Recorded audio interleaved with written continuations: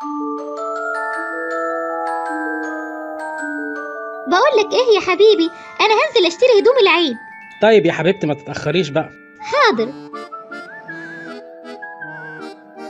الله، شوية هدوم انما ايه على الموضة.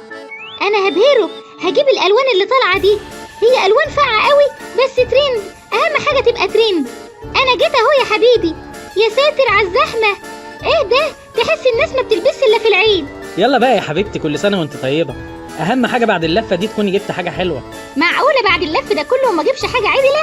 ده انا قلت لنفسي لازم ابهرك بالموديلات اللي انا جبتها. هقيسها بقى وتقول لي رايك ايه بس بصراحة. طبعا يا حبيبتي هقولك بصراحة، انت عارفاني انا صريح جدا. ايه رايك بقى في الطقم ده طالع موضة قوي وترند. ايه اللي انت جايباه ده؟ هو ده لون اصلا؟ ده لون؟ طبعا هو اللون ده اللي طالع موضة. يا سلام، هو اي حاجة طالعة موضة الواحد لازم يجري ويجيبها؟ طبعا ما دام ترند وطالعة موضة لازم اجيبها. وعلى كده الطقم الترندي الجميل قوي ده بكام بقى ان شاء الله؟ ما هي دي المفاجأة التانية، الطقم ده معمول عليه خصم انما ايه ب1500 جنيه بس. ايه، ب1500 جنيه؟ بقى طقم البغبغانات ده ب1500 جنيه؟ وبعد الخصم كمان. امال لو كنت تعرف سعره قبل الخصم كنت هتعمل ايه؟